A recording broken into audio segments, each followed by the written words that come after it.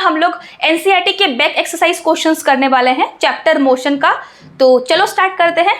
तो यहाँ पे क्वेश्चन क्या है, एक एथलीट कंप्लीट करता है एक राउंड सर्कुलर ट्रैक का जिसका डायमीटर आपको गिवन है। देखो सर्कुलर ट्रैक का डायमीटर गिवन है तो क्या हम लोग रेडियस निकाल सकते हैं, obviously radius is equal to diameter divided by 2।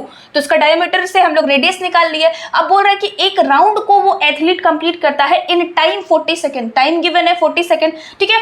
Let suppose करो एथलीट यहाँ से चलना स्टार्ट किया तो एक राउंड ये कंप्लीट करता है कितना टाइम में, 40 सेकेंड में। अब बोल रहा है कि डिस्टेंस कितना वो कवर करेगा और डिस्प्लेसमेंट निकालो इस टाइम में, इस टाइम में उसका डिस्टेंस और डिस्प्लेसमेंट निकालना है हमें। तो सबसे पहले जो गिवन टाइम है उसको हम लोग कंप्लीटली सेकंड में कन्वर्ट करेंगे। तो क्या करेंगे, इसको हम लोग 60 से मल्टीप्लाई करेंगे प्लस 20 ऐड कर देंगे तो 140 सेकंड हो जाएगा। यानी कि 140 सेकंड में हमें पूछ रहा है उसका डिस्टेंस और डिस्प्लेसमेंट। तो देखो 40 सेकंड में वो अगर एक राउंड कंप्लीट करता है तो नेक्स्ट 40 सेकंड में वो दूसरा राउंड कंप्लीट करेगा, नेक्स्ट 40 सेकंड में दूसरा राउंड कंप्लीट करेगा, नेक्स्ट 40 सेकंड में वो तीसरा राउंड कंप्लीट करेगा और नेक्स्ट 40 सेकंड में चौथा राउंड कंप्लीट करेगा। लेकिन हमें चौथे राउंड तक नहीं जाना, क्यों? क्योंकि हमें 140 सेकंड का पूछा है, 140 सेकंड में। तो 140 सेकंड में कितने 40 सेकंड है वो पहले देखो, एक 40 सेकंड, दूसरा 40 सेकंड, तीसरा 40 सेकंड और चौथा अगर 40 सेकंड को हम लोग ऐड करेंगे तो टोटल सेकंड कितना हो जाएगा, 160 सेकंड हो जाएगा। हमें 160 सेकंड का तो नहीं ना पूछा है, 140 सेकंड का पूछा है।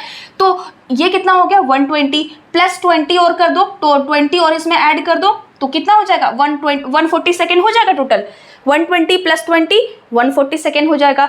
तो देखो एक 40 सेकंड में वो एक राउंड कंप्लीट करेगा, दूसरा 40 सेकंड में वो दूसरा राउंड कंप्लीट करेगा, तीसरा 40 सेकंड में वो तीसरा राउंड कंप्लीट करेगा और नेक्स्ट जो 20 सेकंड है उसमें कितना राउंड कंप्लीट करेगा। सोचो अगर 40 सेकंड में वो एक कंप्लीट करता है तो नेक्स्ट 20 सेकंड में वो हाफ राउंड कंप्लीट करेगा। यानी कि हमें ये समझ में आया कि इस गिवन टाइम में डिस्टेंस कितना होगा, खुद से सोचो डिस्टेंस कितना होगा। 40 सेकंड में एक राउंड कंप्लीट, नेक्स्ट 40 सेकंड में दूसरा राउंड कंप्लीट, नेक्स्ट 40 सेकंड में तीसरा राउंड कंप्लीट और नेक्स्ट 20 सेकंड बचा ना, 3 40 सेकंड के बाद नेक्स्ट 20 सेकंड बचा तो इसमें वो हाफ ही सर्कल को कंप्लीट कर पाएगा, यहाँ तक पहुँच पाएगा। यानी कि हमें ये समझ में आया कि 3 चक्कर लगाने के बाद वो अल्टीमेटली यहाँ पर आके रुक रहा है। तो क्या इसका हम लोग फाइनल पोजीशन ये डिफाइन कर सकते हैं कि ये हमारा फाइनल पोजीशन है, और क्या इसे हम इनिशियल पोजीशन बोल सकते हैं।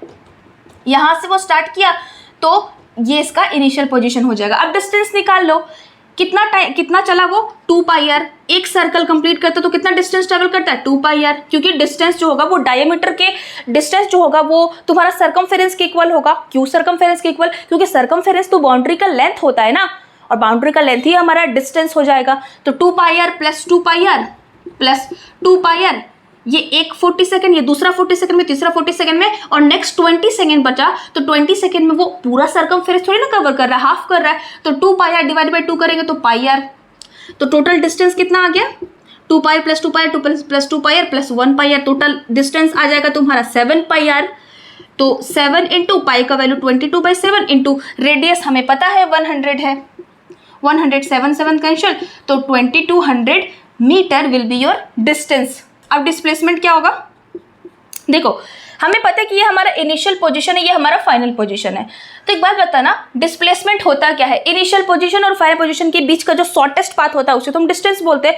तो एक बात बताओ, इस सब दोनों के बीच का शॉर्टेस्ट पाथ क्या होगा, ये सब दोनों को मिलाता हुआ स्ट्रेट लाइन, यही होगा, यही होगा। यानी कि ये हमारा डिस्प्लेसमेंट है। इसको कैसे निकालेंगे, ये क्या है, ये तो डायमीटर है, हमें पता है सर्कल का ये डायमीटर होता है। तो यानी कि हमें समझ में आया कि डिस्प्लेसमेंट ही तुम्हारा डायमीटर के इक्वल हो जाएगा, दैट इज 200 मीटर हो जाएगा तुम्हारा, ठीक है।